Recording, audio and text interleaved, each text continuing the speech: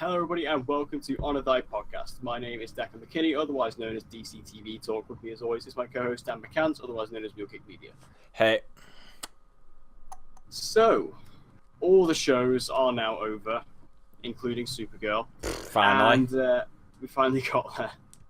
So now, we're slacking, and we're looking for original content. So, this week, as promised, we are going to come up with some cool and interesting topics. So we're going to go completely by the book and completely unoriginal by ranking all the seasons. And by all the seasons, I mean all the seasons just gone. So I was going to do two separate lists where we do it separately, but then I realized that we're pretty much exactly in agreement. So yeah, we'll just do it one by one and then discuss it, which makes it a bit more podcast friendly. We're also including Black Lightning as well because it's awesome. Yeah, but just because it was that good, we have to talk about it. And it is in the Arrowverse. It is.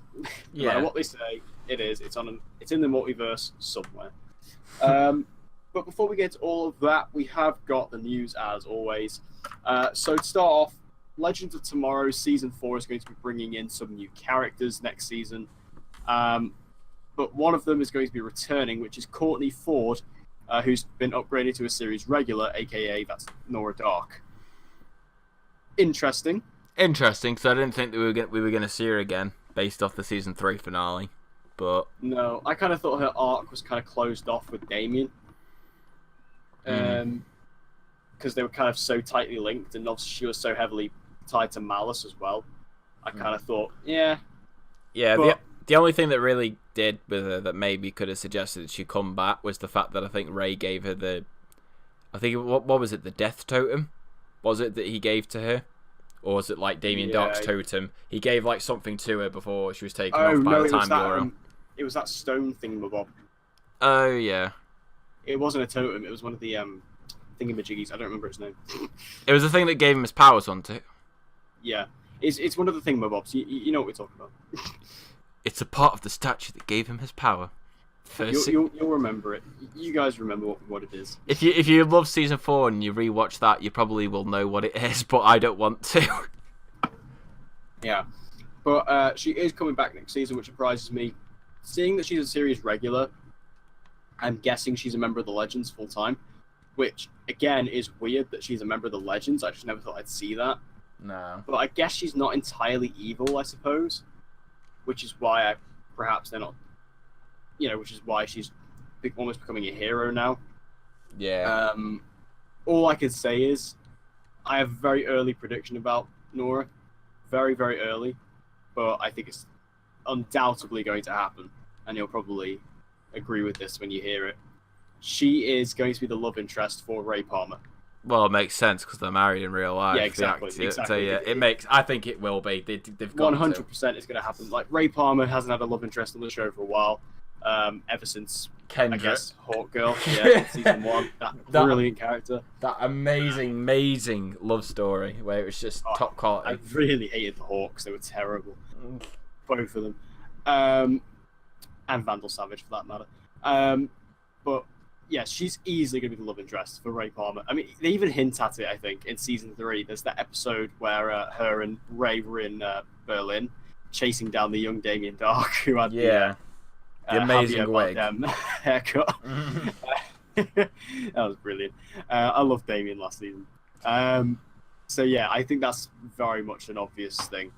And I mean, I'm down for that, I think. I think that'll be a fun dynamic, given the fact that they are sort of married in real life, so that'll be quite a fun dynamic. I like that. Same.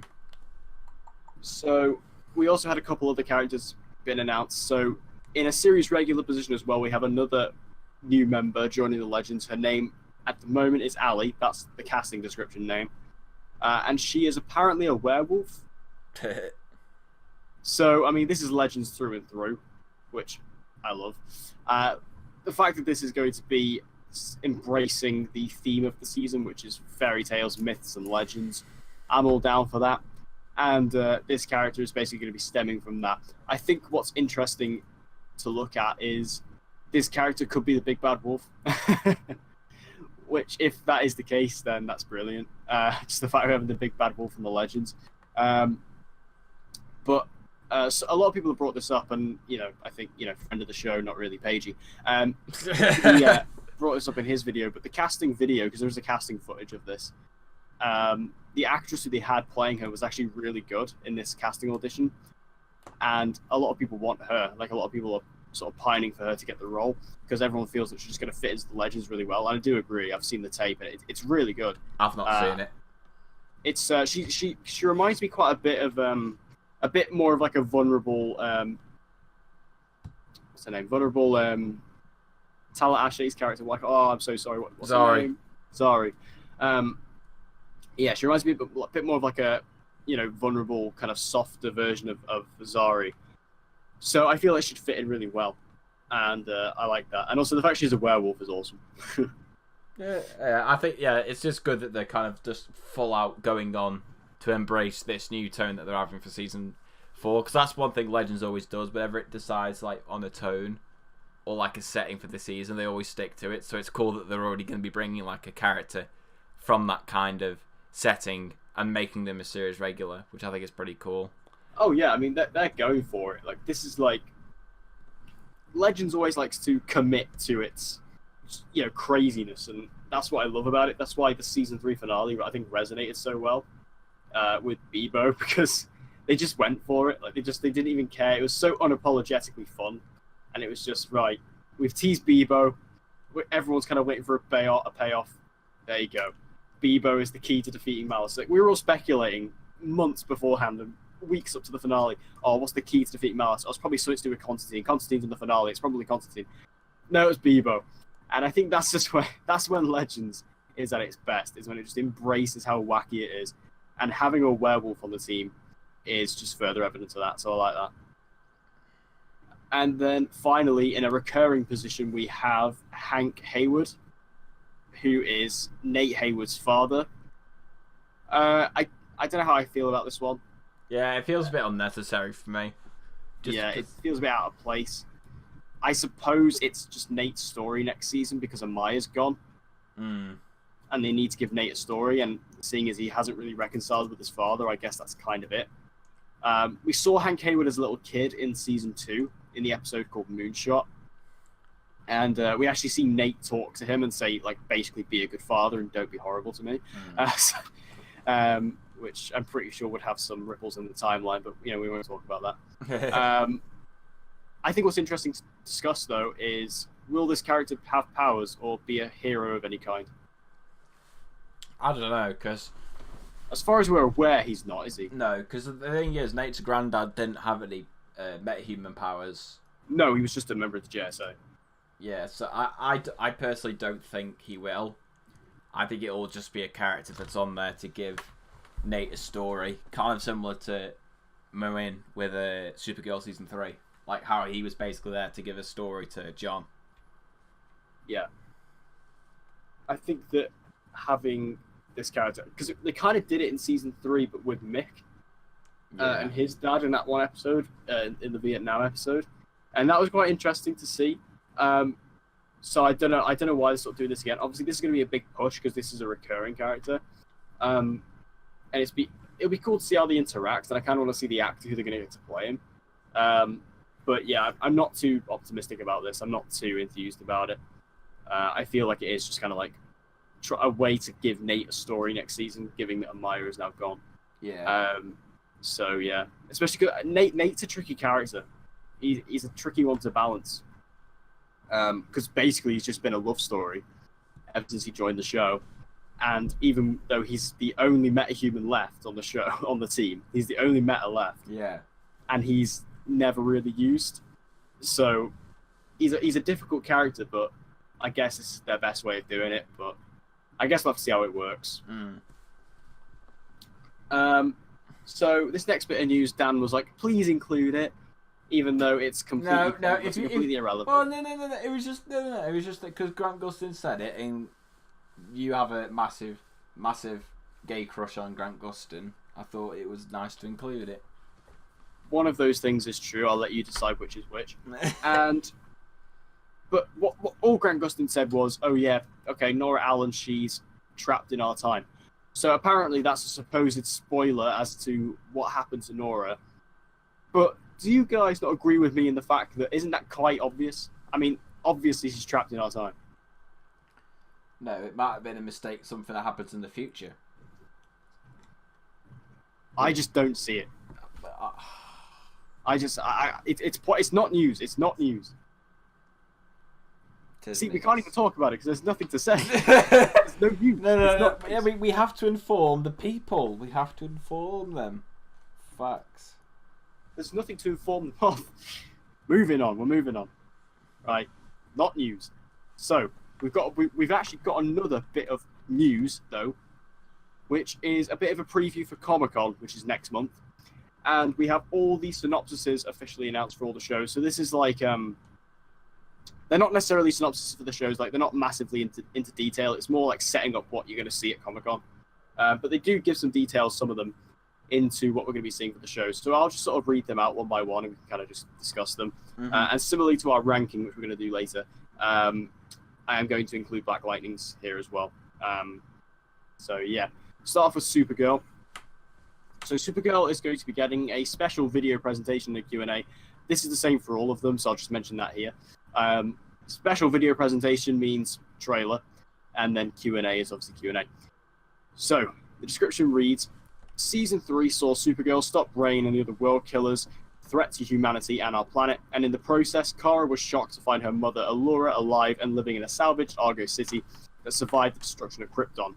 Reconnecting with her past caused Kara to realize that her true home is now here on Earth, where big changes are taking place for her and all of her friends in National City, and also it appears for a doppelganger in Russia. Season 4 promises to be full of surprises, action, adventure, and lots of big revelations for Supergirl, Alex, James, Jean, Lena, and Brainy. So these synopses, they're very vague. There's not really a lot to go off of with a lot of them, but an interesting thing to talk about in this one is it does confirm that this version of Kara is a doppelganger. So it's not our Kara necessarily. So how on earth was it created via time travel? Well, we don't know, I guess. Because like that's what they tried to refer, like because whenever at the end credits scene, they're like, however many time before, which was obviously the same time as to when Kara time traveled.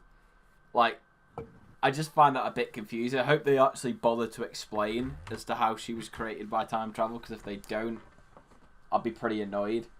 Just because it's never really been established before in any of the other shows, like with time travel.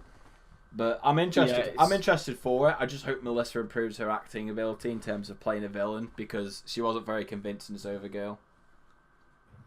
Yeah, I just think because obviously that was the big cliffhanger for season 3 was this Kara in Siberia. So this basically just again, it's difficult because it kind of answers the question, but completely opens another one, which is that really what is this? So like, is it to do with time travel? Is it clone? Is it what is it? And hopefully we will find out in Comic-Con. I think we will, just because they kind of need to set that up a little bit and give it time to marinate. So hopefully we'll get that. But that's all there really is to say on the Supergirl one. So we'll move over to the Flash, which obviously Grant Gustin has been spoiling recently, so I hear. So once again, special video presentation and Q&A.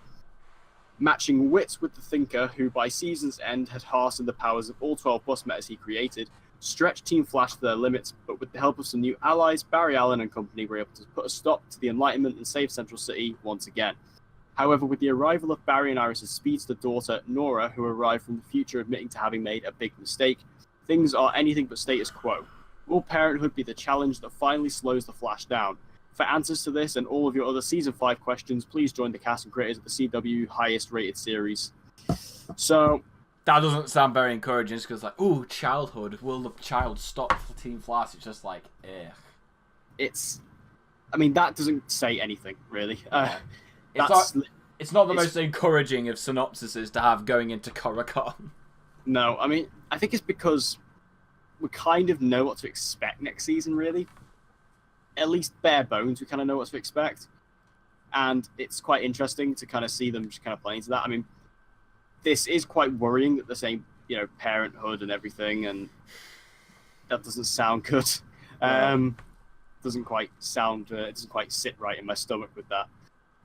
But I guess it's just kind of what they're going to have to explore. I mean, obviously, it is good that obviously this isn't a child. This is, you know, a 30-year-old woman, so it shouldn't be as bad as Ruby. But I mean, I don't think anything's worse than Ruby, to be honest. But Mom. I'm sure we'll bring her up later. Yeah. But yeah, there's not really much to say about that one. Really not at all. And the same goes for Legends, which is going to be getting a video presentation and Q&A. After defeating Malice by cuddling him to death with a giant stuffed animal named Bebo, the Legends were ready to ease off the gas. That was until Constantine arrived to inform them that in solving one major problem, they created another, much larger one. When the Legends let time crumble in order to release and defeat Malice, the barrier between worlds softened. History is now infected with fugitives, magical creatures from myths, fairy tales, and legends.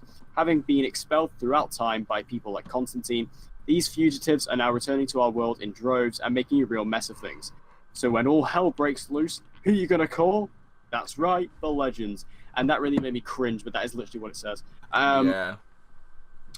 Okay, I'm pretty sure we've discussed this before, but that is the exact same synopsis they released a couple months ago. Yeah, it's the exact same. So it's literally the exact same. So there's not really like much different to really talk about, other than they're going to be hunting down the mystical fantasies, yeah, stuff like that. So, but yeah, once again, it's nothing new.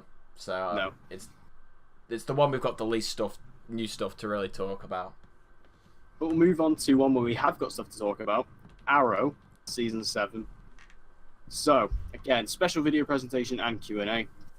There has been no shortage of close calls for Oliver Queen when it comes to protecting his superhero identity, but in the Season 6 finale, he was finally backed into a corner and forced to reveal himself to the world as the Green Arrow. Now Oliver will come face to face with many of the criminals he placed behind bars as he makes a new home for himself at Slabside Maximum Security Prison. Oliver will find himself vulnerable in a way unlike ever before when a mysterious new enemy begins to unravel his work as Green Arrow, challenging him to redeem his name or risk to lose everything. So, there actually is a couple of things to point out there. One of which, well, actually there's 3 things really. One of them is that Oliver is going to be facing villains he's put away in the past.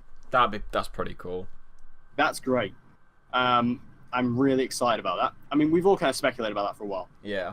I wonder who they'll choose to bring back though, like for the villains wise. Yeah, I've got a video planned for that. I think that's to kind of speculate, because the thing is, I was thinking about like all the villains, because in season 1 you can't really pick any of them because they're all dead. But I'm kind of think like who he can kind of go. And what's quite good is I'm rewatching Arrow at the moment. Danny, I think Brick could be a good one to bring back just because of Eddie Jones. Longbow Hunters as well. Yeah. Because he's a member of the Longbow Hunters in the comics. Oh, yeah. But hit the nail on the head there. But it's quite good because I'm rewatching Arrow at the moment. Really, you know, from the beginning till now, catch up before season 7 because I'm watching it with my dad for the first time. And so I'm going to be keeping an eye out now because I'm about midway through season 2. So I'm going to keep an eye out for all these villains that we could potentially bring back. I was kind of thinking about members of the Suicide Squad, but I don't really think they'd do that. No, I don't think they'll be able to get the rights for it, will they? Oh yeah, that's a good point as well, yeah. But yeah, that's awesome. That's really cool. And again, that's kind of something we speculated about, but it's awesome. Oh, and also it does confirm that it is Slabside, which we all kind of knew anyway, but yeah. Just in case you didn't know, he is in Slabside Security Prison. Mm-hmm. And this also does confirm that they are going to be, at least for the first little bit of the season, they're going to be adapting that never-made Green Arrow film, Escape from Supermax, which is great because that's something I always wanted to see. So we're finally getting to see it in some kind of materialization. Mm. And the final sort of thing is they talk about the villain a little bit. Oliver will find himself vulnerable in a new way, unlike ever before, when a mysterious new enemy begins to unravel his work as Green Arrow, challenging him to redeem his name or risk losing everything. So again, there's nothing to go off of there. No. But I like the fact they're talking about it and begins to unravel his work. That's kind of the quote there that's kind of important. Yeah, I wonder who that's going to be though, in terms of like the villain. Because I mean, it's obviously not Diaz. Because if it was Diaz, they'd just say it's Diaz. Yeah. So clearly Diaz isn't going to be the big bad next season. I don't know. It could be, maybe because he's trying to get revenge for what Green Arrow did, but I don't know, because like you said, if it was, they would have just said because it's already Yeah, because it wouldn't be a spoiler to say that he's in next season, because we already know he is, and Kirk Acevedo said he is. So it wouldn't be a spoiler to just say, like, you could just say, oh, Ricardo Diaz is getting his revenge. But then again, to be honest, I don't think Ricardo Diaz was going to get massive revenge on Oliver. I think it'd be more after Black Siren than anyone. Maybe. Maybe that's kind of one of Black Siren's storylines alongside the redemption. Obviously, the Longbow Hunters are prevalent, but again, this kind of hints at a single villain. So I guess you just have to wait and see on that one. Because to be honest, like I said, I don't think it's Diaz. I really don't think it's Diaz, just because they would have said it. Oh yeah, also another thing I want to point out as well. Colton Haynes is actually going to be on the panel, which is awesome. Fanboy. I just have to mention this because I love Roy. Obviously, one thing you got to notice is all the cast members who are going to be on the panels, I've noticed they're all the series regulars. So obviously Colton Haynes is a series regular next season, so he's on there. And also Jesse Rath is on the Supergirl panel as well, so yes. it's all the series regulars. And it's all perfectly up to date. And then they got and then they'll have Beth Schwartz on there as well. You know, the Beth Schwartz is on there, yeah. So I'll be interested to hear what she says for season 6. Get in. Sorry, it's because Argentina just scored. Is it 1-1? It's 2-1 to Argentina. Jesus. Right. And finally, we'll do Black Lightning.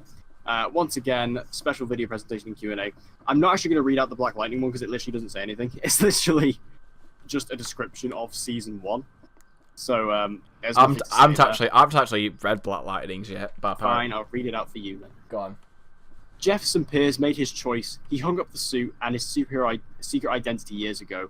But with crime and corruption spreading like wildfire and those he cares about in the crosshairs of the menacing local gang in the 100, he must return as Black Lightning to save not only his family but also the soul of his community.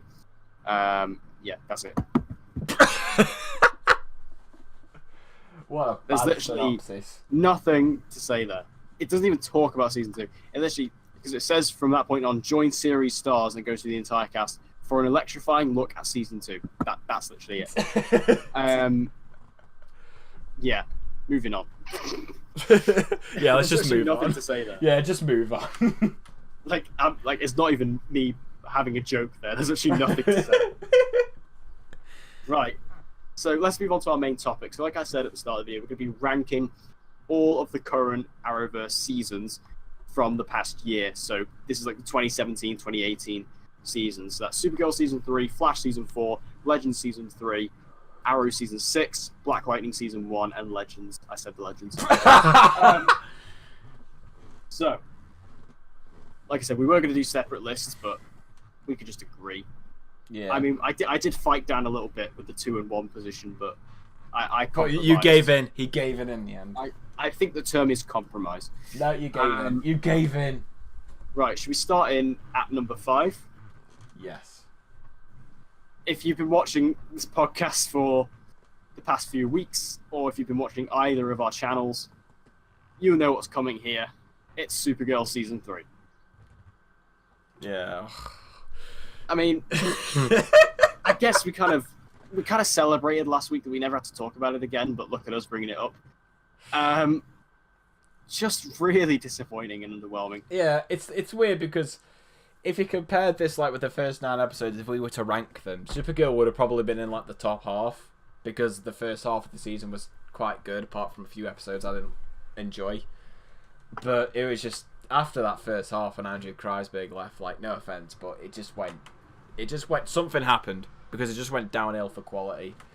It just became, I don't know what it was. It lost any interest in all of the storylines other than the Rain one. It was almost like the writing was just kind of half-hearted in a way. There wasn't as much in the other stories to keep me interested.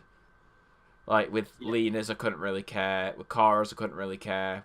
Because her literal only story Kara had a story?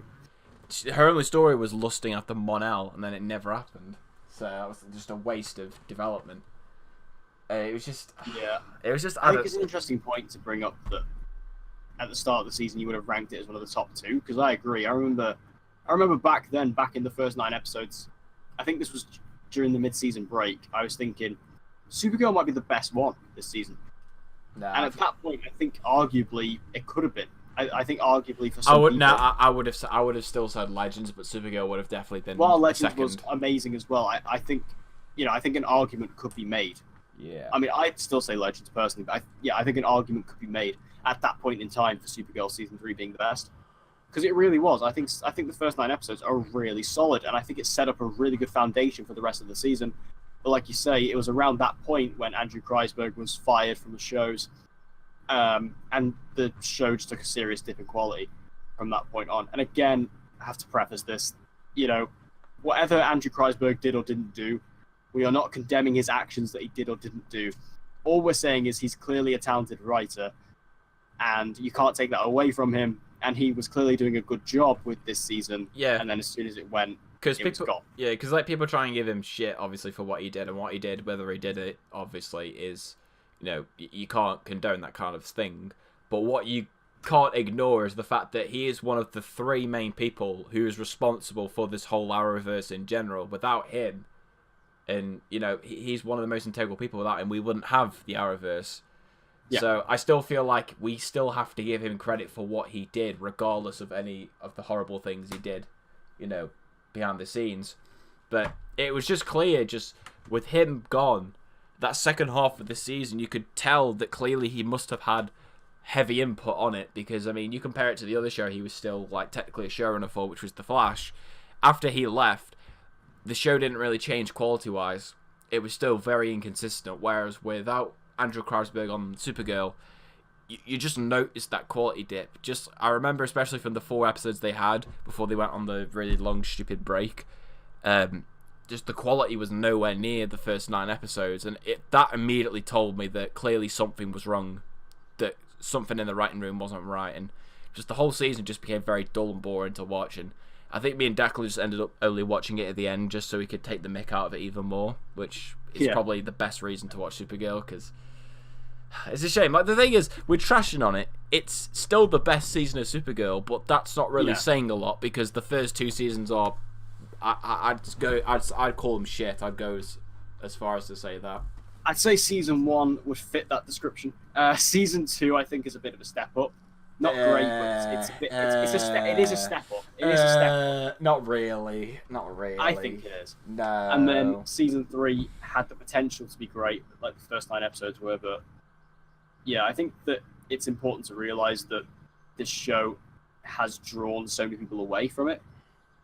I think if you look at the DC TV community on YouTube, in particular, literally all the people who made videos on Supergirl have kind of stopped.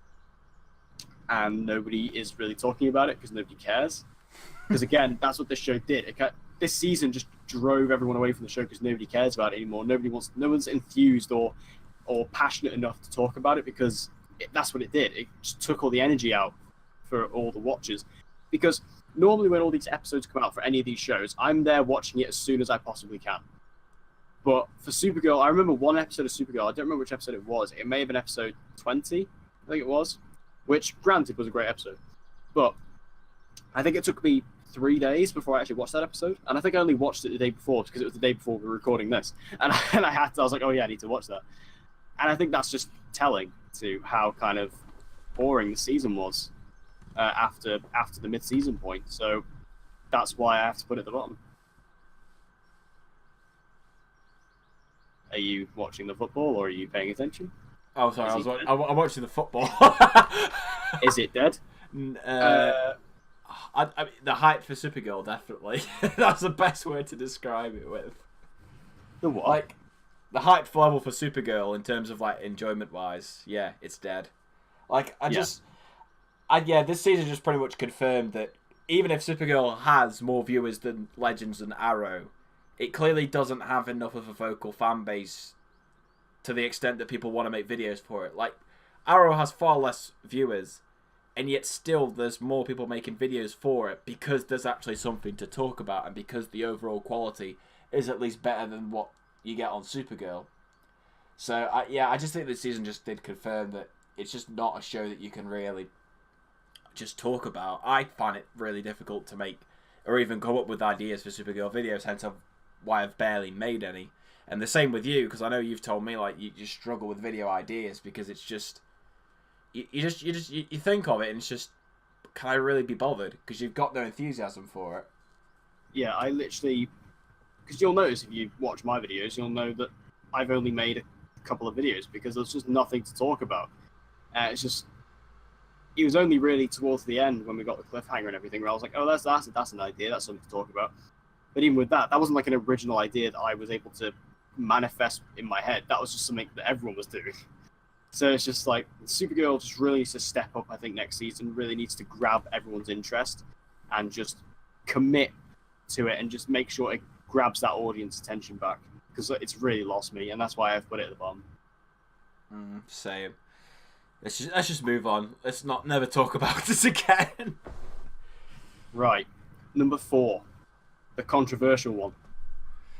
The Flash. Season 4. Oh, there's people already... Some people love this season. Some people hate this season. Some people are in the middle. I'm in the middle for this. Yeah. I think that this season has some great elements to it. I really do. But I think the season has some absolutely terrible elements to it. It's an extremely inconsistent mixed bag of a season. It's kind of like Arrow Season 3 in that regard. Yeah. I don't know, because Arrow Season 3 at least had an okay start with the first 9 episodes. It was just gradually after them where it just turned I think into Arrow shit. Season 3 is better. Yeah. But it's kind of similar in the sense Arrow Season 3 had some really good stuff going on with it, but then some really bad stuff. And it's the same here. I think a big talking point is the villain. Clifford DeVoe, who, no disrespect to Neil Sandilands, who is an absolute legend and did the role brilliantly. I think, again, we talk about the first 9 episodes a lot. But in the first 9 episodes, I loved the Thinker. Yeah. I was blown out because I was kind of unsure how they were going to do the Thinker, and I thought, okay, this is kind of their first non-speedster villain, how they're going to handle it. And I thought they did it really well in those first 9 episodes, especially, obviously, a standout episode that everyone brings up is episode 7. That was a brilliant representation of Clifford DeVoe. I think they really played on the idea of the Thinker, and especially because the season's tagline that they were pushing ever since Comic-Con was the fastest man alive versus the world's fastest brain, or the world's fastest mind. The fastest mind alive. Yeah. Oh. So it's like, and that was kind of playing off of that. But then as the season goes on, it just ignored it. It just ignored it. Yeah, just threw it out the window. And this is something I've brought up many times on the show. Is after the mid-season point, that was when Clifford DeVoe started hopping bodies. He stopped being the Thinker. That was when the Thinker died. Yeah. And that was when Clifford DeVoe just became this overpowered metahuman. Well, when you think about it, the next villain we're supposed to be having for the Flash Season 5 is Chikado, or Cicada, or however he's called. And his power in the comics is to basically take away the powers of other metahumans and have them as his own. So they basically just ripped him off for the Thinker for the second half of the season. That's why I don't want Cicada. I know. He's basically the I know. But it's like, I don't understand why they had to go that direction with his character. I feel like he would have been a good enough threat if they just made him the Thinker and just made him smart, not taking all these fucking powers. Yeah. Because he was really good and he was really investing. And again, when they started body hopping for the Thinker and different actors were playing him, it was just, they completely lost it because Neil Sandilands is so good. And when they brought Neil Sandilands back in episode 18, it was really good to have him back, but it wasn't the same as it was in the first 9 episodes. Because I love because the Thinker was quite a creepy looking character at first when he sat in the chair and his head was hooked up to all those wires. Like it was a really cool look. Because I remember thinking, how are they going to do this? How are they going to do the look of the... Because there's 3 different Thinkers in the comics. And I was like, which one are they going to go for? And it's kind of an amalgamation of a couple. But I remember seeing the season 1 of the season 4, episode 1, and right at the end they showed the Thinker. And I was like, wow, like that looks really good. And then they never used that design again after the mid-season finale until the finale. They don't use it again. Like, it was just really disappointing for the Thinker, and it was a really sad path to put him down because he just became an overpowered metahuman for Barry to fight. And I thought that was the whole thing we were avoiding, was Barry fighting. It was supposed to be Barry actually using his smarts and using his intelligence to take down this villain and not his speed and his punching. So they set this precedent for themselves and then they just completely ignored it. So I don't quite understand what they were going for with the Thinker, really. And I don't know if they just retconned it midway through and they just thought, oh, we're going to go in a different direction. But if that was the case, that was the wrong decision. Yeah, definitely the wrong decision. Like, they should have just stuck to the guns, what they originally had. and just not change it up. I reckon they did it because they were scared that people would be like, oh, he's not threatening enough because he doesn't have like any like proper physical metahuman powers. So like, oh, we'll just give him all these random ass powers for no reason. Yeah, and I've actually had a couple of people say to me, oh, you just want speedster villains. But I don't, because in the first 9 episodes, he was great. Like, that's what I wanted to see from the Thinker. And if we do get Cicada next season, I hope they do it right, because, again, I want a non-speedster villain to be really intriguing and to be a really actual viable threat for the Flash. And I just didn't really get that with the Thinker. Even though he was as powerful as he was, I never really bought it. Because supposedly he was the most powerful character in the Arrowverse by the end. Because like, they even throw in that line where he tries to say, oh yeah, if you call Supergirl or call Oliver, and it's like, oh, he's just taken both down. So, the Thinker, we spent a lot of time talking about the Thinker, but yeah, I think that was one of the most disappointing and underwhelming elements of the season that really dragged it down. Yeah, definitely. However, Marley's amazing. Yeah, Marley's no complaints, really, to be honest. I wish she was a series regular next season. I was so rooting for her to join Team Flash, especially because at the end. I don't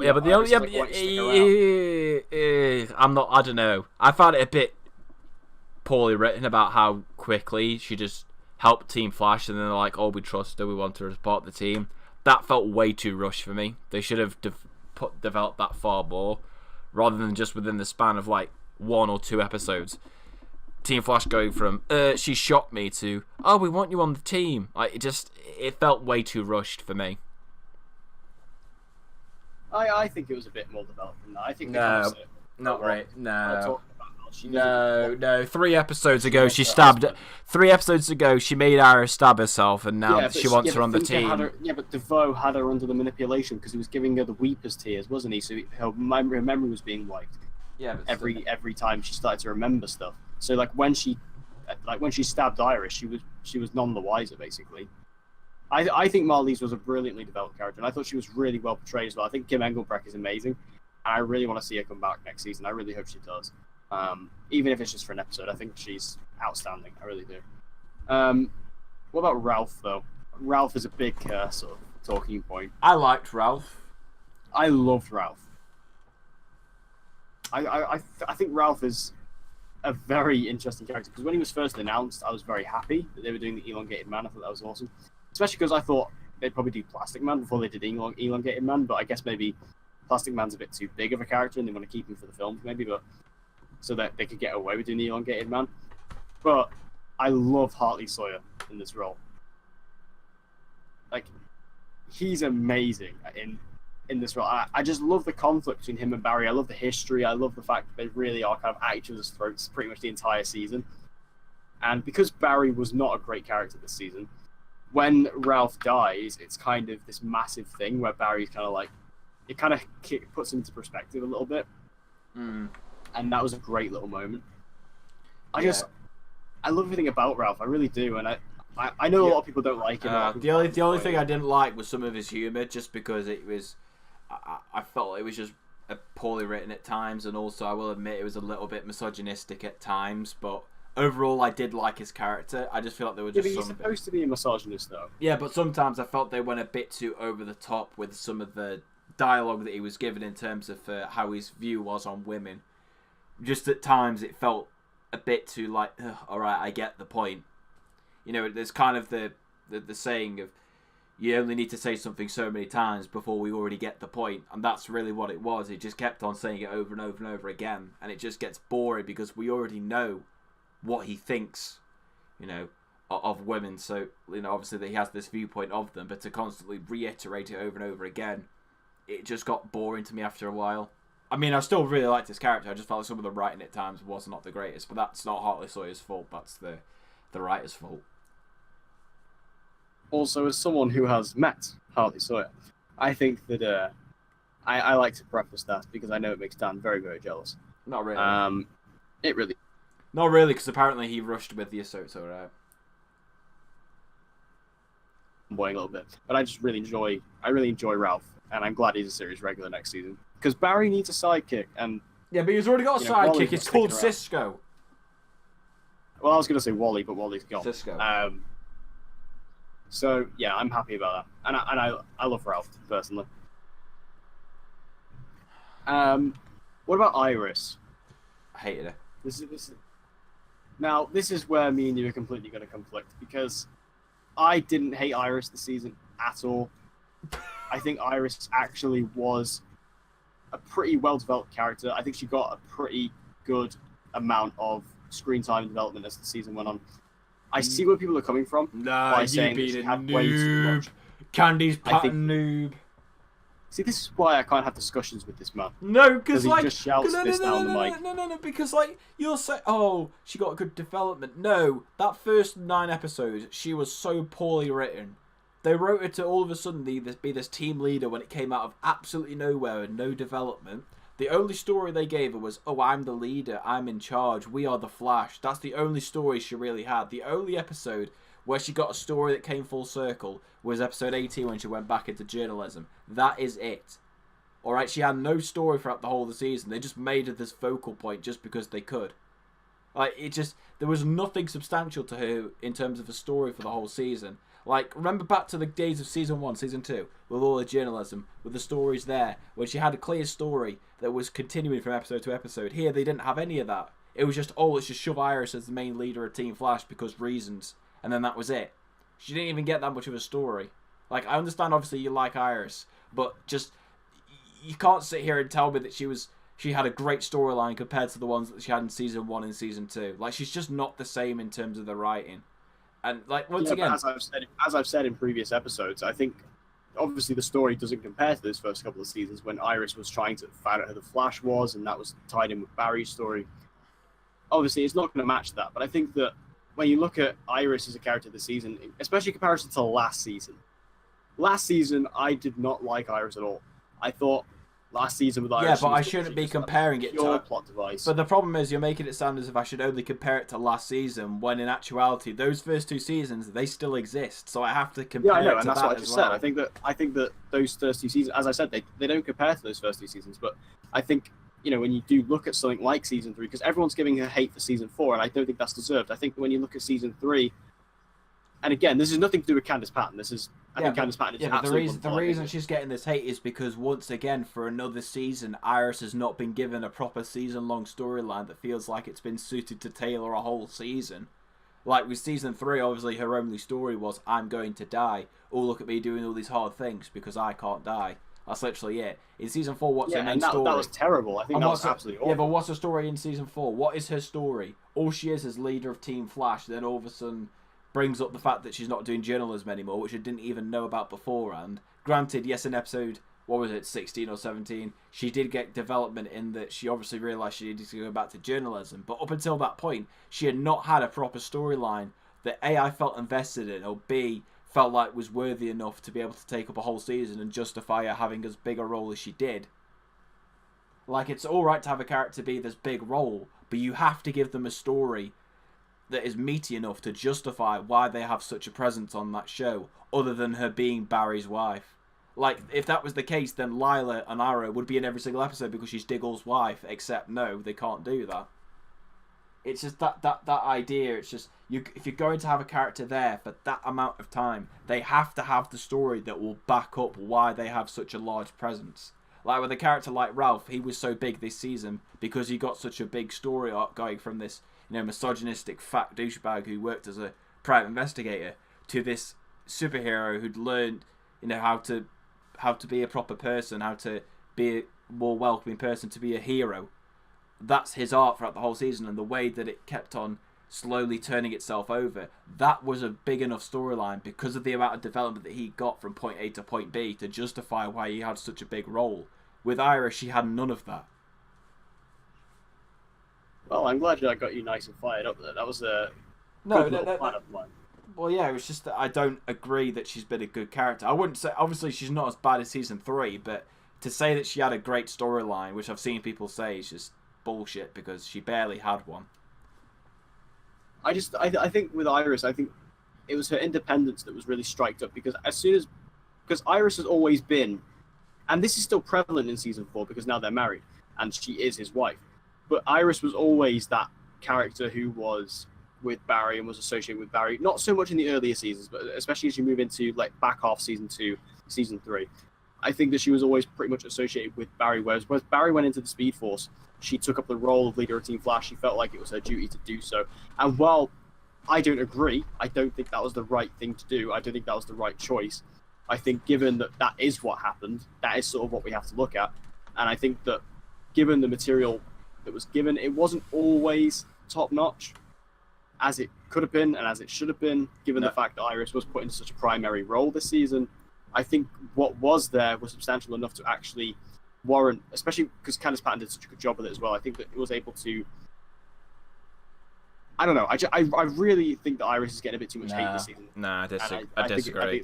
I think it's unearned. I disagree. She didn't have enough of a story. I'm not saying that I completely hate her character, because obviously I still enjoyed her for the first 2 seasons. I'm just disappointed that the writers gave her such a small storyline and thought that would be substantial enough to back up as to why she had such a prevalent role in this season, when, to be quite frankly honest, she didn't have enough of a story to back that up.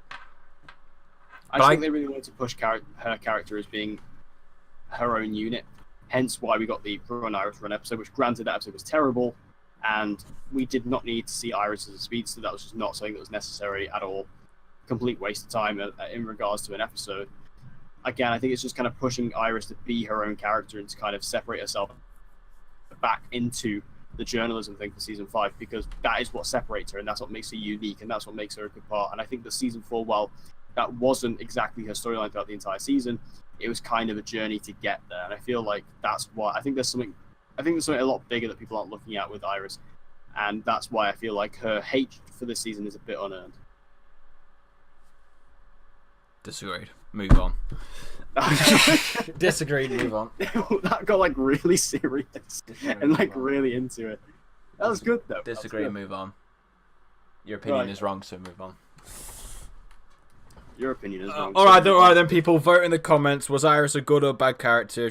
People say that she's bad. I win. Facts. Okay, fine. We'll take that. So should we move on to the next one? Are you sure? Anything else you want to talk about? I don't know, because there weren't really any other characters that had a proper story. Like Cisco had nothing apart from Gypsy, which they broke up, which I hate. Caitlyn really had nothing, to be honest, apart from some stuff with Annette Black, who was an awful character. Joe had nothing apart from Cecile telling him that she was pregnant. They sound like a lot of characters this season. Barry had nothing. Barry had nothing. Wells had nothing. Harry, I guess you could talk about Harry.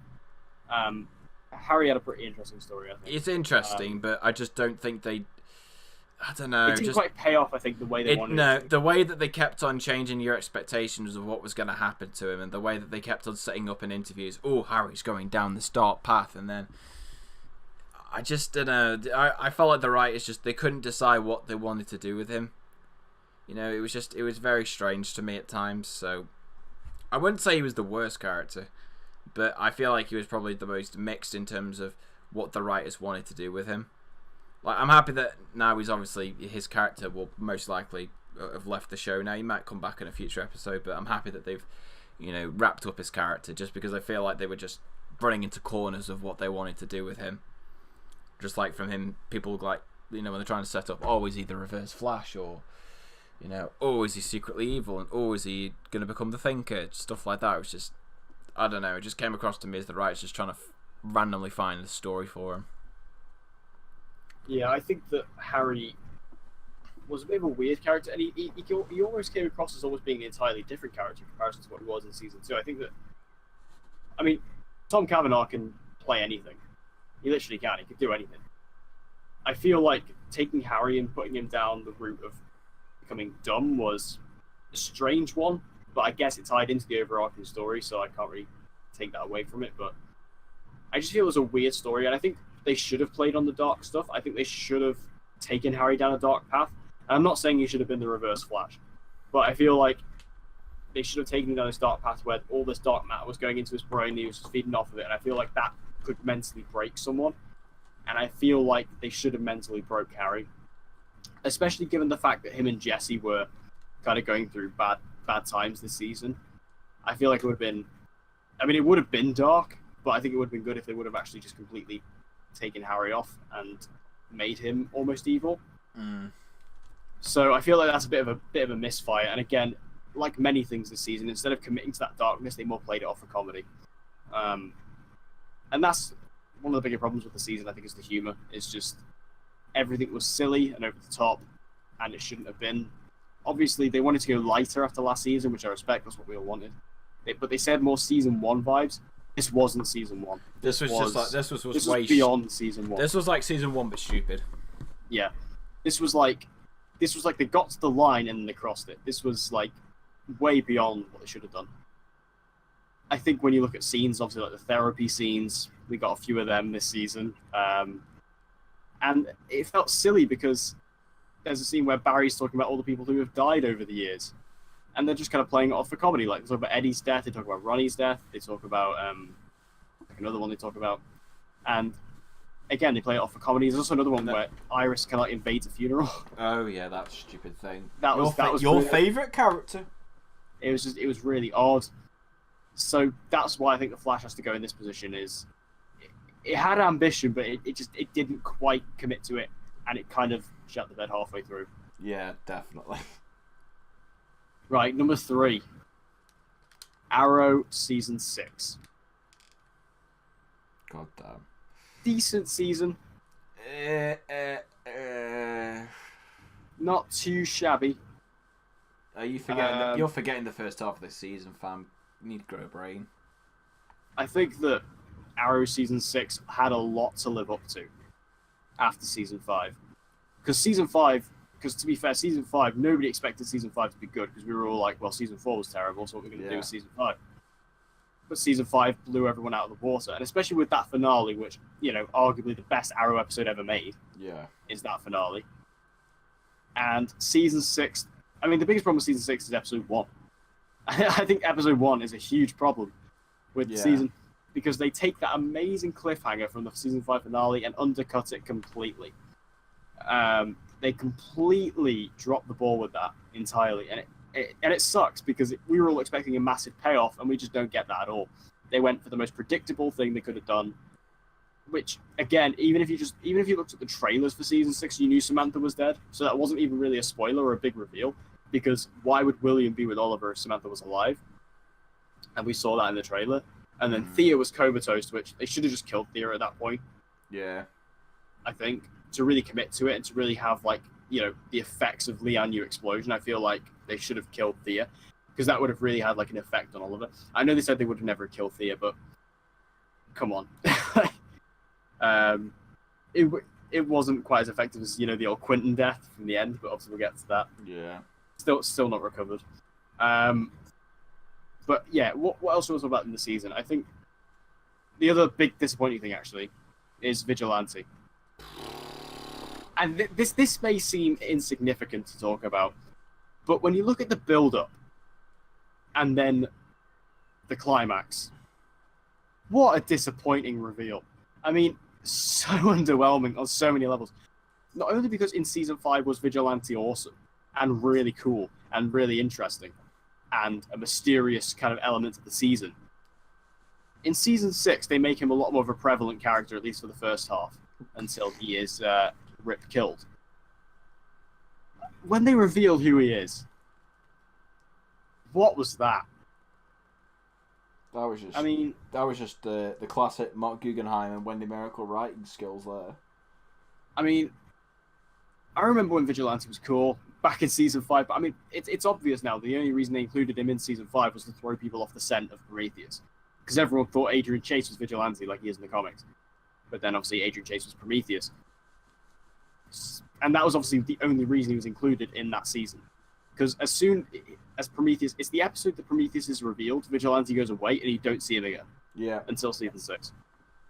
And they did say, obviously, oh yeah, we're going to reveal him in season 6. But it's obvious they did not know who this character was until they did the reveal. And that's why it came across so flat. Because when you look back at season 5, and you look at Vigilante's motivations, what he was doing, it doesn't line up. No. It doesn't make sense as to why Vince Sable would be going after Oliver Queen, why he'd be because he is basically a villain essentially. Yeah. So despite his name, why is that Vince Sable? And that's just the problem, Vince Sable. I mean, why him? They said that this character was going to be someone we had a connection with, someone who a member of Team Arrow had a connection with. Now, granted, that was true, but you could have picked anyone else over her, other than him. The biggest problem with the Vigilante reveal is, and I know I'm speaking a lot and I'm getting a bit fired up, but this thing really annoys me because I was so excited. This was one of my things I was most excited about in Season 6 was Vigilante. For one, Vince Sable was a character we saw in one episode, in one scene. With a different actor. Exactly, but that's the second point. So, they said that this character was someone we'd seen before. Okay, true. But someone we had a connection with. We did not have a connection with Vince Sable. He was in one scene, he died, and yeah, the second point is, he was played by a different actor.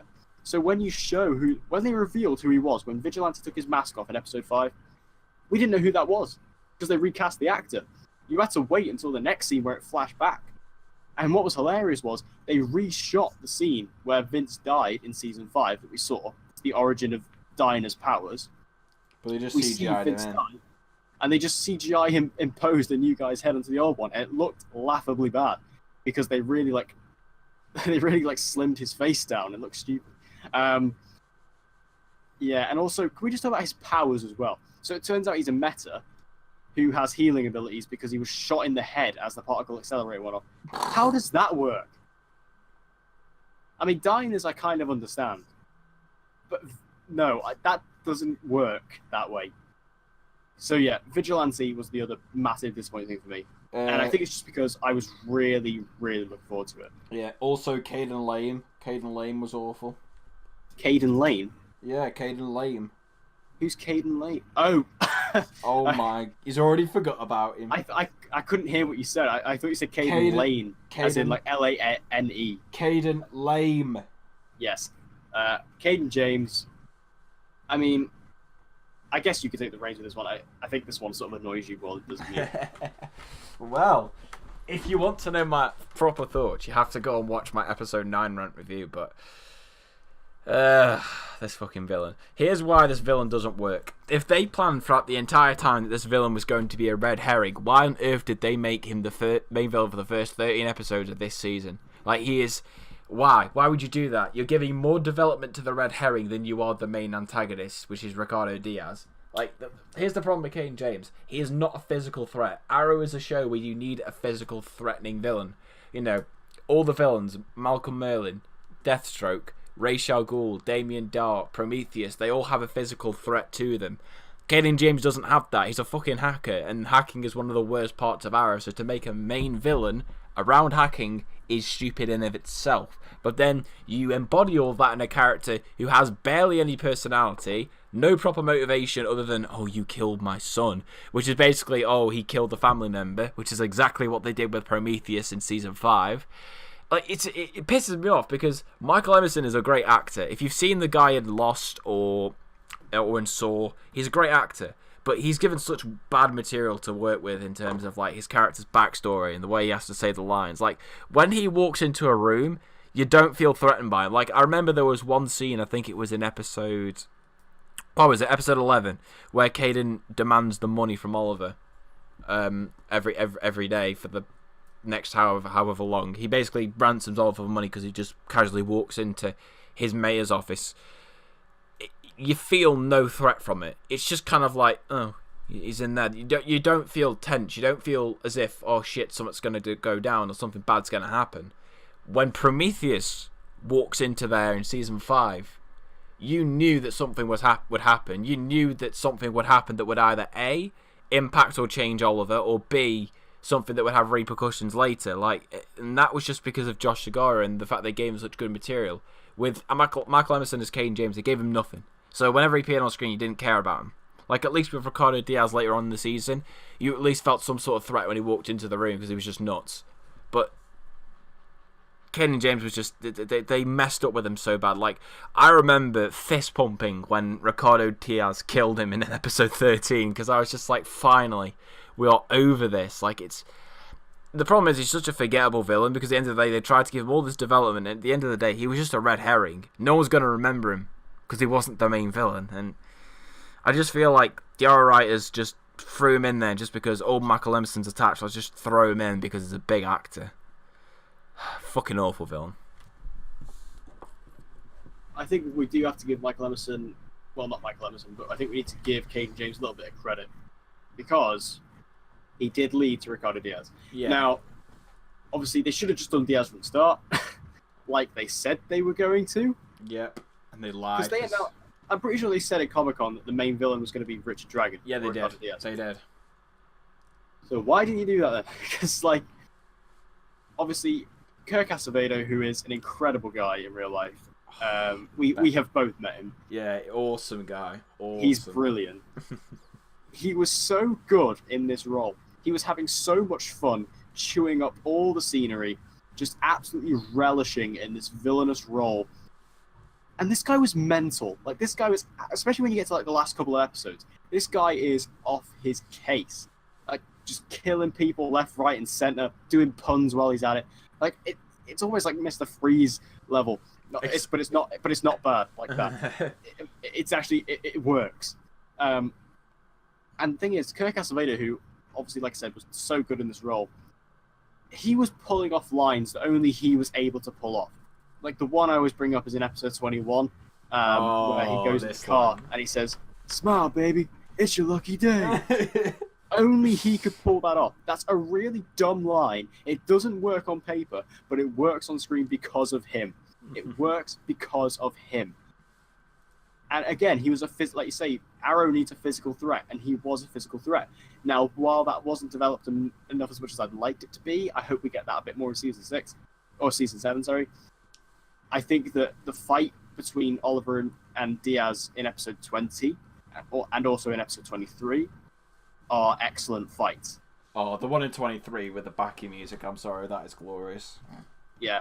Oh, speaking of music, Diaz's theme is banging. Oh, I need the soundtrack. If it's not included in the soundtrack, I will riot. It needs to be included. There is going to be a song on that soundtrack called The Dragon, and it's going to be that, and it's going to be insane. Oh, damn. Arrow just knocks it out of the park with their villain themes. Like Deathstroke, Prometheus, and now Diaz. Blake Neely is the god. Blake Neely is a god. I think all the Arrowverse shows have good soundtracks for the most part, but Arrow's is always the standout. Yeah. Like Arrow and Legends, they have the best soundtracks. Because I've got like every single Arrowverse season soundtrack on Spotify. Same. And it's like I always listen to Arrow and Legends the most because they're so good. And I think The Dragon is the best new edition. I absolutely loved that song. I thought that piece it was great. I think that when you look at other stuff this season, obviously, I think the other big thing was the original Team Arrow and new Team Arrow divide. Yeah. One of the worst decisions and most poorly handled things they could have done. Absolutely. I mean, the problem with this is it completely eliminates the point of Season 5, or one of the main points of Season 5, which was that Oliver had to get together this new team to, he shouldn't be working alone, he needs to work with the team. And then in this, he kind of drives them all away. Now, granted, this is not Oliver's fault. Oliver was right in every single one of these excursions. He was always in the right. But they make it seem like Oliver's the bad guy, even though he's not. He's completely reasonable. They even try and drive Felicity away at a point, even though Oliver is completely in the right.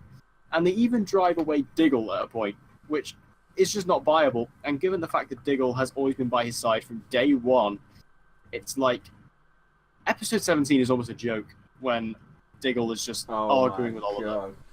Like, it's so terrible and so poorly written and so unearned. I think you leave a trail of bodies everywhere you go. Oh my, I hated it. It's stupid. It's just not believable at all. No. Why Diggle would be like that. It's so out of character for him. It's disrespectful to Diggle. It's disrespectful to David Ramsey. And it's not earned. It's completely unearned. Because again, there's no hints towards this.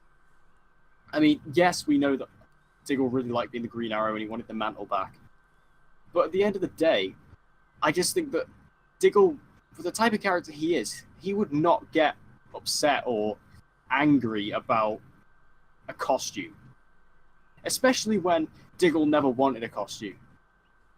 Like, are they forgetting this, that Diggle never wanted a costume? No, I remember he never wanted one. Like, in season 4, it's kind of like there's a lot of jokes about his costume because he didn't want one. So why is he getting so upset about the Green Arrow thing? It was just... And then, that's just the original Team Arrow. And then you look at new Team Arrow, who was so obnoxious and so annoying this season, especially when you look at Renee, Renee, at the start of season 5, I hated. I thought... Especially with that, because I was kind of iffy on the new recruits in season 5. It was like the one thing I was kind of like, I'm not sure if I'm going to like this or not. Renee was the one I absolutely hated. I thought this character is awful.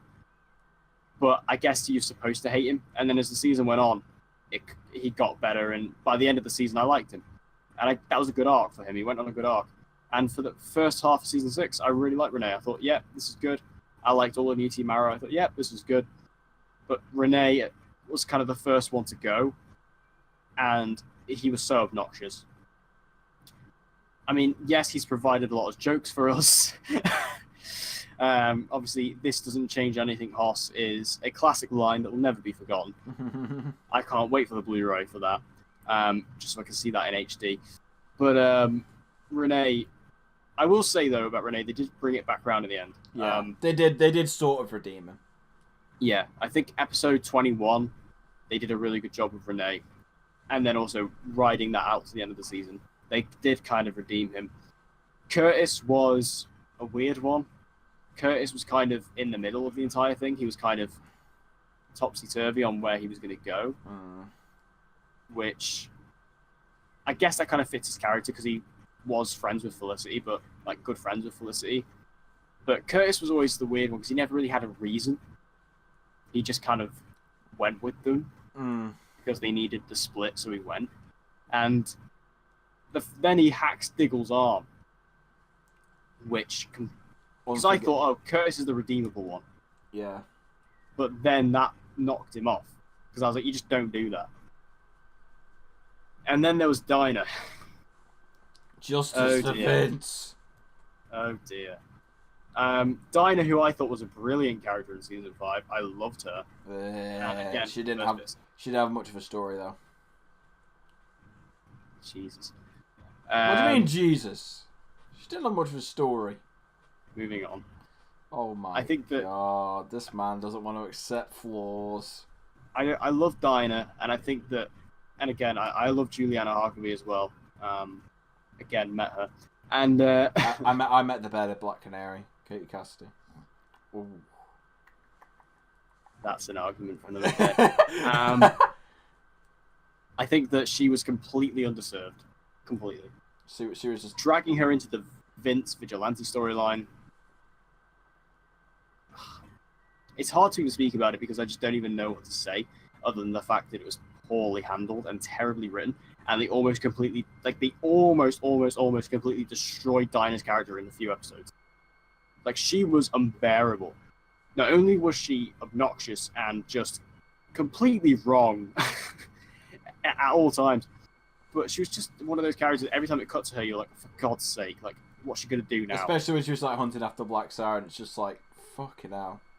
Yeah. Like, obviously I understand her problem with Black Siren, but it was just completely unearned in terms of that kind of vengeance quest.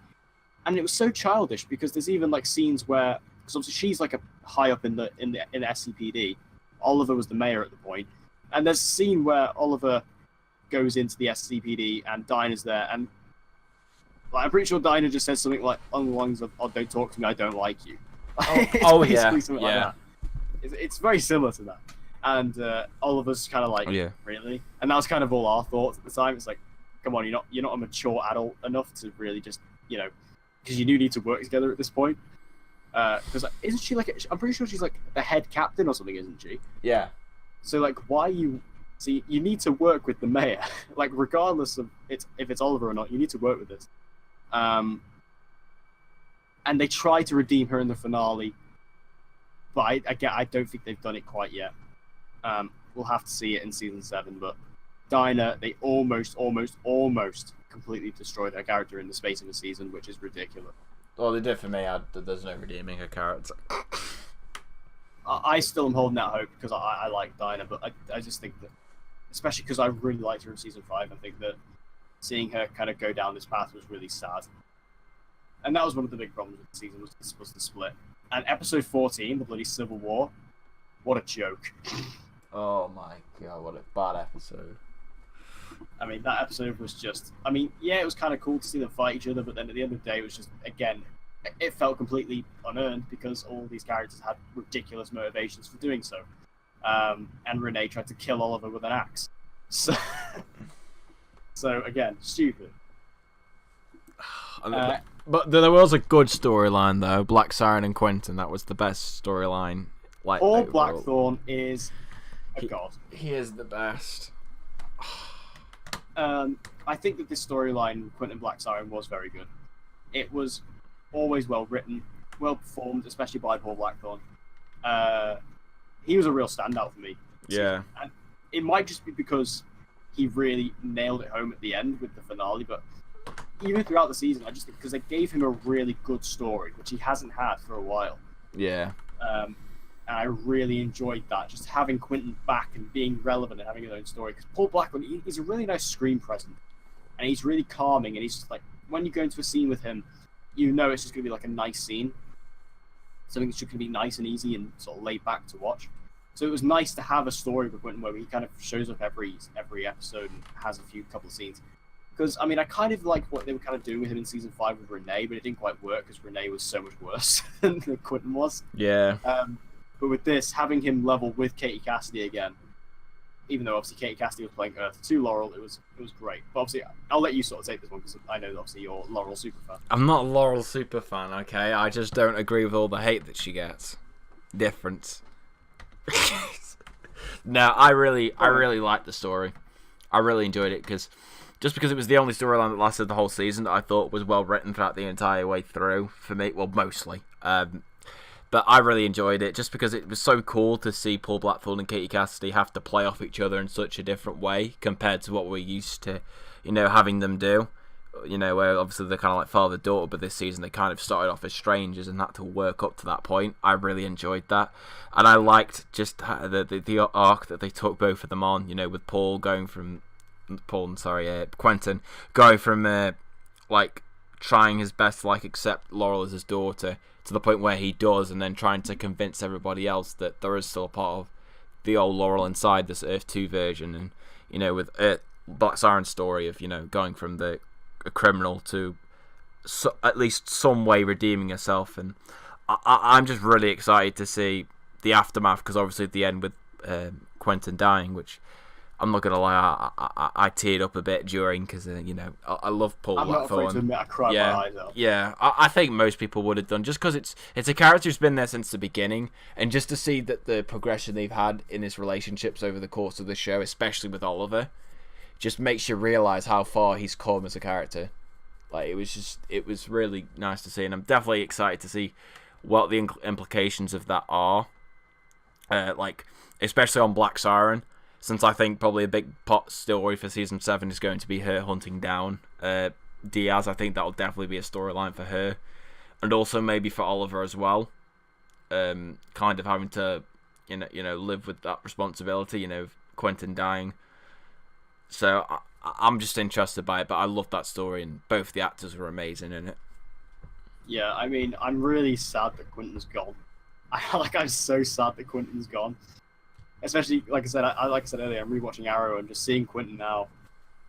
Now that I know that he dies, sort of 4 seasons on from the point I'm at now, it's so upsetting because I love Paul Blackthorne. But I mean, I'm glad he's kind of moved on now, and because that was a really, in terms of all the characters you could have killed off, that was probably the best one you could have done, and they pulled it off so well. That final death scene, I love I mean, a lot of people have complained it was off screen, but I liked that it was off screen because the way it's combined with Oliver being arrested at the same time. There's so much going on. Like you think Quentin's safe, you think he's fine, even though obviously we knew he wasn't fine. We knew Quentin was dead, but in the episode they play it off like it's fine. Oliver is having to deal with the whole arresting thing, and then the nurse comes out. The entire cast is there, and they just say he's seized. And I bring this up many times, but the thing that broke me, I mean, I was tearing up at this point, but the thing that broke me is when Oliver just looks at Sarah and says, "I'm so sorry." That's what broke me completely, because bringing Sarah back for that episode was really nice, having Sarah there. But what is really sad about Sarah is that she didn't get to see him alive before he died. She didn't get to say goodbye to him, yeah. No. And again, when Oliver says, "I'm so sorry," that's why that hits even harder. And I think that was what I'm tearing up now. This was like a really emotional thing. And also, one thing I forgot to bring up as well about Quentin.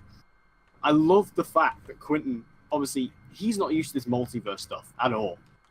And I love the fact that he just doesn't, he never truly accepts that this is a different person. He just sees it as Laurel. And I love that. I love the fact that he just like, this is my Laurel. This is my daughter. Even though it's not. I don't know, I just love it. He obviously sort of accepts it more as the season goes on, but I love the fact that he's not accustomed to the multiverse. He doesn't know what's going on there. Yeah. He just sees it as Laurel back from the dead again. And so he's like, yeah, that's my daughter. I'm going to take care of her. And again, I love that.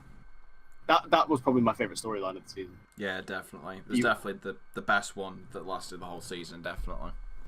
And it made Black Siren a relevant character, because she hasn't really been. She's always just been a lackey. Even in the first half of the season, really, she was a lackey. It was only until Ricardo Diaz took over where she kind of became a bit more independent. That was really good, and that was mostly thanks to Quentin. And rest in peace, Quentin. You served as well. Mm-hmm. Number 2? Black Lightning Season 1. Now, this is when I said at the start that I kind of fought Dan on this one. Personally, I think Black Lightning deserves the top spot. Personally. Because, I'll just sort of get this out of the way before we dive into it. I think the Black Lightning, given the fact this was its first season, and given the fact that this show had a lot to handle, I think the way it pulled it off, and because it's so, so good, I think it deserved the top spot. This man Declan. But I compromised, and I put it at number 2. But who should take the lead on this one? Because I don't think I've really spoken too much with you about Black Lightning. No. Because I think what's interesting about Black Lightning is that in terms of YouTube and the DC TV community, it's a difficult show to talk about. It's such a simple story, and it's such a singular story. Like, there's pretty much just one storyline going on. You can't really speculate about it, and you can't really make many videos on it. No, because it's just more about the story of just really someone trying to look for stop crime in a city and just trying to find his father's killer. That's really about it, It's very simple in what it does. So, I think it's quite comparable to Arrow Season 1, but it's even more simpler than that. Yeah. Because it is literally just one storyline of Jefferson cleaning up the city by taking out the 100, and the leader of the 100 happens to be the man who killed his father. So it's all like one thing, and that's why it was difficult. But let's delve into this. So, personally, I don't think there are any flaws with this. Nothing major, anyway. The only episode I didn't enjoy was episode 11, which was the episode I think where he was arrested for the suspicion of being Black Lightning. I think that was the only episode I didn't really enjoy, just because it was so familiar to what we'd seen beforehand. And there were a few moments where I did feel like maybe the pacing was a little bit too slow, especially during parts of the first half of the season. Second half, not so much, because it kind of went from more of this dark, gritty crime show to a more superhero show.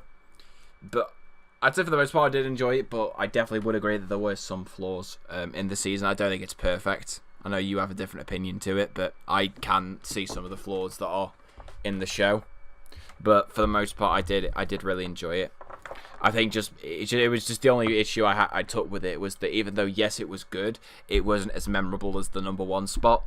Like, it didn't have anywhere near as many memorable moments that, will stick with me more. Because even though, yeah, it's undeniably good in quality, there's just not that many standout moments for me compared to the other shows. I just thought it was quite unique to take it from the perspective of a hero who was a superhero back in the past to kind of come back out of retirement and to take that back. And I really enjoyed that. I think what really drives this show is its characters. And I think that Cress Williams, who is one of the most charismatic men I think I've ever seen in my life. I mean, that guy's smile can just kill you. If you watch any video from Black Lightning on the CW's channel, because the CW on the YouTube channel has those things. Yeah, at the very end, yeah. Where they get an actor from that particular show to do like a subscribe to the CW thing. Cress Williams does his. It's so nice. he's so cool. I love him. I think he's great. But also, I think Nafessa Williams, who played Thunder, who played Anissa. Mm. What a good character that was. Brilliant. I loved her. And I like the fact that they just made her Thunder pretty much straight away. They didn't really waste much time with it. They gave her a couple episodes to kind of discover her powers, and then she got a costume, and it was just like, bam. Loved it. I thought that was really good. It was really well handled. It was well written. It made sense for her to become a vigilante because of the character she was. She was very much a protester. She was always an activist. It made sense. Yeah. Whereas, like, for some characters just to become a vigilante on the other CW shows, I don't think it really worked. Like Thea, for example. Yeah. I think it was a bit of a dodgy one. Even Laurel to a certain extent. So I feel like that was a really good one. And that, again, extends to China Anne McClain, who played Jennifer. She got her powers, or sort of started to discover her powers towards the end of the season, last couple of episodes. But she doesn't want to become a vigilante. She doesn't want to use her powers. And again, that makes sense. She's never been like that. She's never been like her sister. So the fact she doesn't want to become her superhero counterpart makes sense. I just think it's so well realized and it's so well written. This world of Black Lightning is really rich, and I really love that. And even all the other characters, like Lynn, I thought was great. I really like the dynamic between her and Jefferson. Again, in terms of like on-screen romances, this is a different kind of one. This isn't like, because this is again like a previous romance. These guys are divorced, and they're kind of rekindling a little bit. And because these two actors are a lot older and a lot more experienced in comparison to some of the other actors in the shows, it just really works. And you can buy the fact that these two have known each other for a long time. I think the action on the show is great. I think that a lot of the scenes, although some of them do feel quite similar, and like you say, there aren't many standout ones, I think they all kind of blend together. Like, I remember the first episode in particular, where Jefferson storms the motel. Great scene. That's a brilliant bit of action. And also in the finale as well. I'd argue that one of my favourite fight scenes was the one in episode 2. You know, where he takes down all those people on the stairwell. Oh yeah. I really like that one as well. I would say that was better than the one in the pilot episode. I think I remember the pilot one. I think the pilot one surprised me a bit more because I think that I remember. Do you remember the original Black Lightning trailer? Yeah. Because they showed that same one. And I remember them saying that was test footage, and I remember them saying that was just what they put to the CW to like sell the series. So I was like, oh, that's not going to be in the actual episode, but it is. I think that kind of took me by surprise. But I love that scene, and also I think the finale one is great as well because that's like Thunder and Black Lightning working together. It's great. Gambi, what a guy! Gambi basically being the guy in the chair. I really like that we can just use this term of a guy in the chair. Like Spider-Man: Homecoming really did a good job with that. Giving a title to that character. Overrated movie, but I'll accept that. Oh, shut up. Hype for Far From Home begins. But yeah, I think Gambi was great. In terms of his conflict with Jefferson towards the end of the season was actually really well earned, and I really like that development. The villains of the show, like Marvin Crondon Jones III as Tobias Whale. Like, such a unique villain. Yeah. He was terrifying. He was dangerous. An actual physical threat, which you didn't quite see at first, but he does grow into that. I think that, the fact that he had albinism was a very interesting route to take it, especially because I've never really seen albinism before on a show, except for Banshee probably, in that one episode. But I've never really seen it explored because it's a real part of the thing, and it's quite fascinating actually because the fact that this guy is actually African American, but when you look at his skin, he's completely pale, and I think that's a really interesting idea, and obviously that is something that exists in real life, and the actor who plays him he's a rapper in real life, but again, that is a real thing. He does actually have albinism. And I think that was a really interesting route to take it. Also, Cyanide, his sidekick, while not developed anywhere near enough, I thought she was really mysterious. She reminded me a lot of, Giselle. What's her name? Giselle from Kingsman. Yeah. First Kingsman. She reminded me a lot of her. And I like what maybe they're going to get more development, because in the finale they kind of show her past a little bit, which is crazy. So I hope we get a bit more of that. Man, I can't say enough good words about this. And also, I'll shut up after this. But the music, oh my god, the music. The soundtrack is really good. I mean, all the songs for the most part are original by God Holy. Christ alive! I mean, I got the entire soundtrack. It's brilliant. Like, I know a lot of people will be crediting Luke Cage at the moment for the music, which is great, but like the fact this is all original music is really impressive. All the songs that are on there, such as like "Welcome to Freeland," is great. I think "Power" is great, and obviously the Black Lightning main theme. Like, because most of the shows, obviously, we were talking about like the Diaz theme earlier and stuff.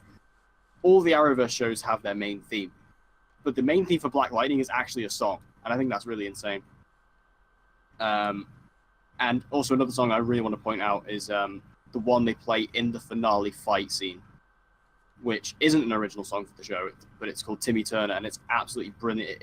It's such an awesome song if you listen to it by itself, because as the song goes on, it just gets more and more intense and more kind of high intensity, and that pairs really well with that fight scene.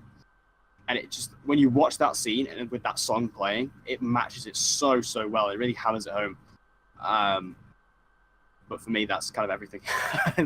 I love Black Lightning, I really do. And if it was up to me, I'd put it at number 1. Yeah, but no, it doesn't. It was just, I understand why you like it because of quality. I just didn't think it was overall, it didn't have as many memorable moments as the other shows, which I think hurt it in terms of the ranking of where it goes on here. Plus, I did find some problems with it, unlike you, who thinks it's perfect. I do. I don't agree that it's perfect. No show is perfect. No, that is true. But I think that. So why are you saying it's perfect? Why do you say it's perfect then? Well, we all know that out of us two, I'm clearly the less exactly. critical. You are far less critical because you're always like, even if anything's negative, you'll still say you liked it. I like to put a positive spin on things. I think it's the term you're looking for. You know that's true when he says Overdrive's a good movie. Let's just move on. So go straight to the number. So straight to the number one. So straight to the number one, which we both just leave Overdrive hanging. No. We move straight to the number one, which is the one that we both agreed on because it is the best. Aww. Had the most memorable moments, the most funniest moments. It's been the best show over the past 2 seasons, and that is Legends of Tomorrow season 3. It is the best. And yes, this was an incredible season. What amazes me about Legends is how it got better and better as the show's gone on in its lifetime. Because season 3 of the other shows has always hit a bump. Like Arrow, Flash, Supergirl. It always hit a bump in the road. Legends just gets better. Season 3 is the best season of Legends. And I really hope that season 4 is better than season 3. I don't know if it will be, because I think season 3 is, again, almost close to perfect. But I think season 4 has a lot to has big shoes to fill with that. But, wow. I mean, this was just like, every episode was memorable. Well, the only episode I didn't like was episode 2. Understandable. Which was the P.T. Barnum one. Didn't like that episode at all. But other than that one, I think that every single episode was awesome. Yeah, I really enjoyed all the episodes, apart from, like you said, episode 2 was the only one that I didn't completely love. But I really love this season. Just because, like, last season, obviously, with season 2 of Legends, I really enjoyed it. And I really liked, mainly because the Legion of Doom really made it for me. So I was kind of thinking to myself, how is season 2 going to top season? How is season 3 going to top season 2? And they did it in just the best way possible by being even more wacky and just once again not taking itself too seriously. but taking it to the next level. I really like just what they did overall, with them expanding the world more by bringing in the Time Bureau. I really liked, because it kind of opened up the world to, to this other, basically group of people who are trying to do the same job as the Legends, but probably doing it in a better way. But I really enjoyed seeing that. The new characters they introduced as well, I thought were very good. Ava Sharp was a really good character. Yes. I really enjoyed her.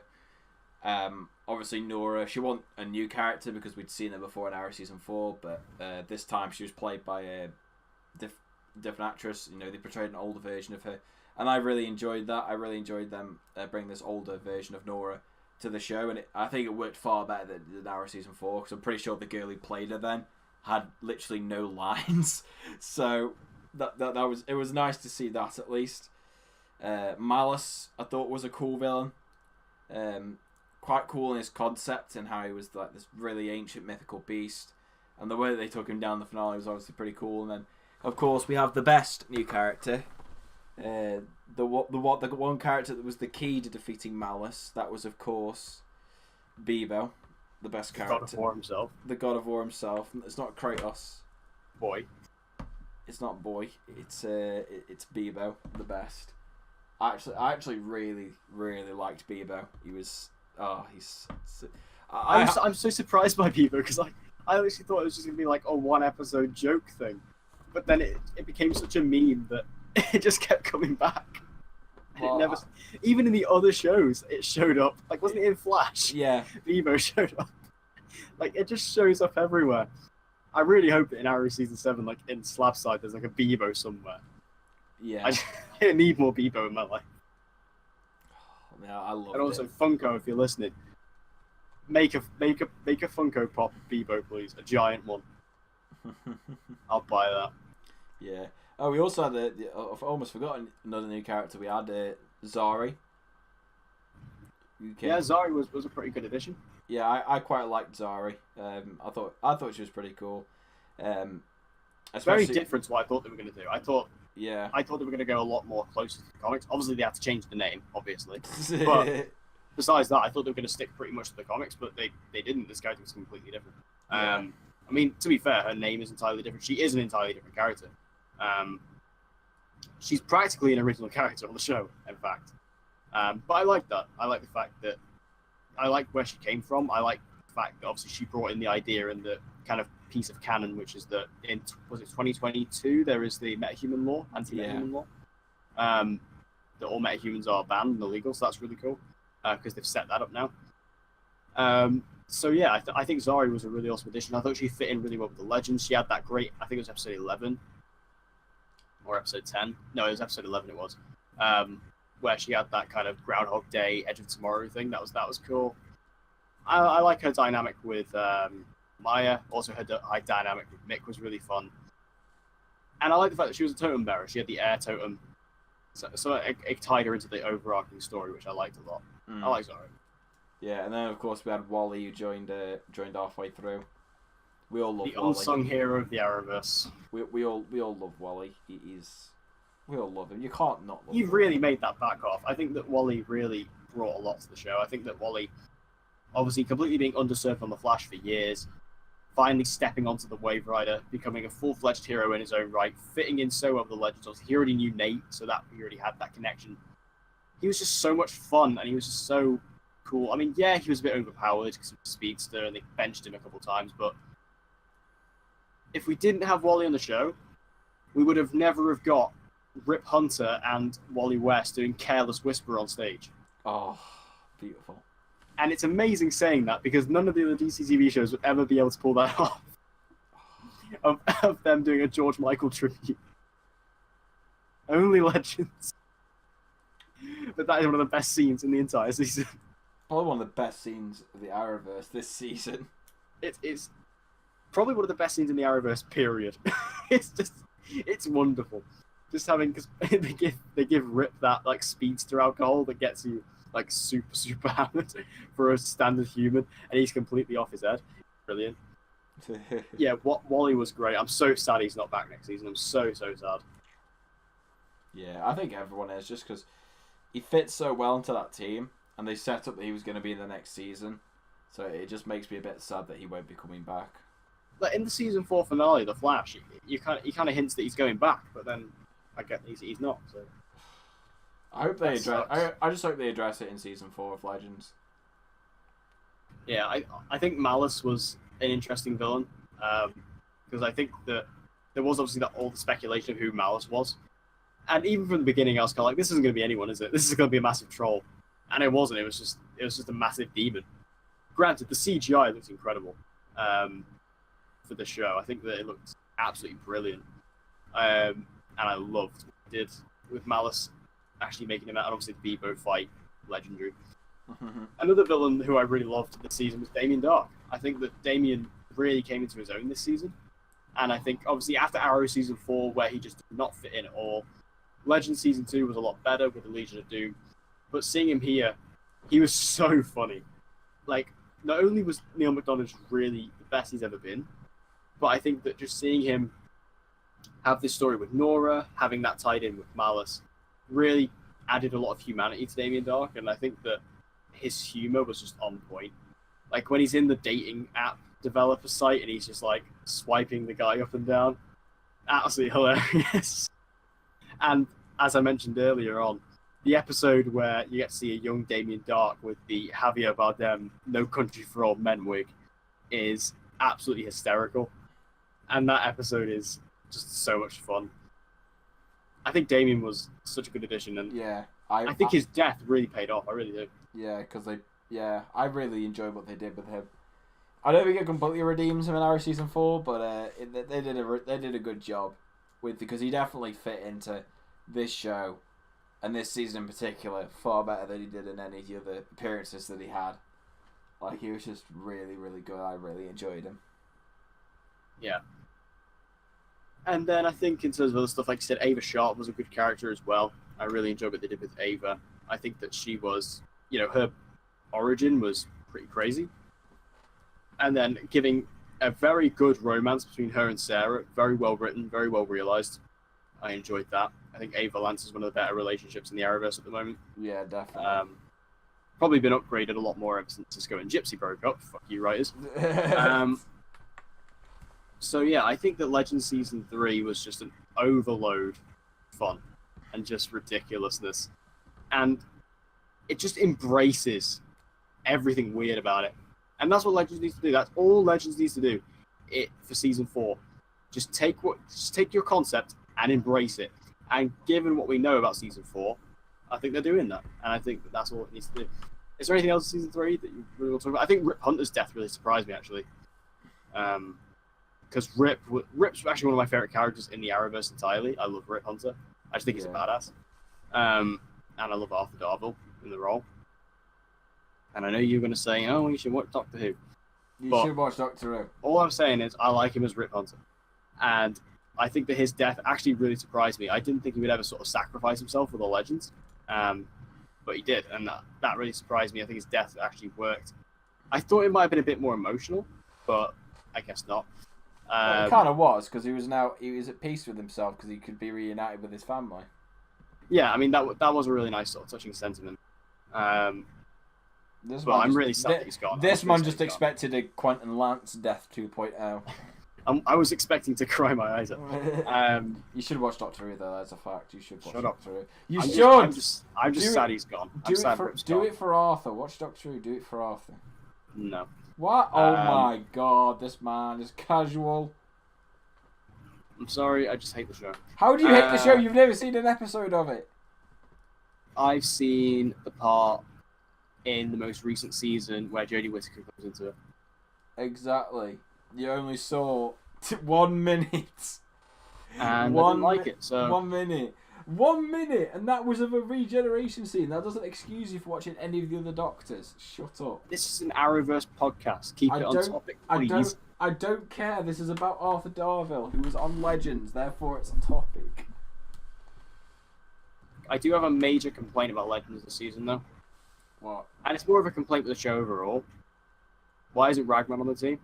Because Ragman is not a good character, and he will never. Ragman's a great character. He will never come back to the Arrowverse. He needs to. He's not going to. See, this is what annoys me though about Legends at times. Is Legends is supposed to be a show where we take side characters from the shows who don't get enough screen time, like Wally. So why are we taking people like Nora Dark and just these new characters when Ragman is still out there? Because Joe Dinkle's a series regular on another show. But Ragman, he fits so well. He's a magic-based character. He doesn't have powers. He just has a thing that gives him powers. So again, that's like a great word. It's not gonna just bring him on to the Wave Rider. He'll fit the team well. Just do it. It's not gonna happen. Or just at least close off his arc. Like, come on. It's not gonna happen. Where's that Haven Rock episode gone? It disappeared. It went into oblivion. Hashtag justice for Rory. Gee, you're so alone in that regard. Screw justice for Mon-El. We want justice for Rory. Fuck justice for Mon-El. He's a bad character. Justice for Rory. Get that trending. I mean, it's clear that the writers just really hate his character because every time I talk to them about it, they just ignore me. But I really need... I need more Ragman. And I just think that... I really think he fit on the show really well, I do. And I want him on there really badly. And that's something I'll never get over with Legends. So, that's our ranking. Yay. We finally came to an agreement on it. Yeah. I mean, it was quite obvious. I mean, it was quite quick. We all kind of knew what order it was going to be in. And then, I'm pretty sure we just knew it instantly, but then as soon as we sort of threw in Black Lightning, that's where we kind of came at odds. Yeah. But yeah, I think that... Would you say Arrowverse overall has been quite weak this season? Yeah, weak. I'd say weak, definitely. Despite Legends, which had its best season, I think that it's been a very weak season, the Arrowverse overall, which is a shame. But hopefully next season we can really pick up again. Supergirl hopefully can course correct itself. Flash, I'm actually quite anticipating, but then again I said that about season 4. Arrow season 7 I think is going to be great, I really do. And Legends, I have full faith in Legends. So Legends can do what it wants at this point. Because even if Legends has a bad season next season, it's had 3 good seasons building up to it. So, I can take a hit. So, I mean, I'd rather it didn't take a hit, but I can. So, yeah, that's it. That is it. That is our thoughts on the current seasons. And that is also the show this week. Ooh. So that was kind of our first attempt at doing something completely random with a new topic. Resulting in our longest episode, I will state. Is it really? Yeah, it's been an hour and 40 minutes. Jesus. But we hope you enjoyed this episode. If you have any topics that you'd like us to discuss, then just chuck them in the comments because we need help. Obviously, we're going to keep coming up and brainstorming for ideas. I've still got a couple of other things to do for the next couple of weeks, so we're kind of good for now. But if you have any ideas, be sure to check them and chuck them in the comment section down below, and we'll be looking over those over the next couple of months. In terms of Comic-Con, obviously we did mention Comic-Con earlier. We'll be doing obviously a massive Comic-Con episode when that happens, just doing a big roundup, all the different news. I think we'll probably set that one out the same way we do the episodes, where we'll just go through like Supergirl, Flash, Legends, blah, and do it that way. Just because that'd be a good way to do it. Are you hyped for Comic-Con? I'm super hyped. I'm super hyped. Just for the new information that we'll get, because it will give us something to talk about, and you know, it's kind of like the big like pre-anticipation event before the show's come back. So yeah, I'm interested for it. I really need that season 7 Arrow trailer. It's gonna be so good. Anyway, thank you guys for watching. We hope you enjoyed this episode. If you did, make sure you like this video, share it around, and we'll see you guys next week. See you.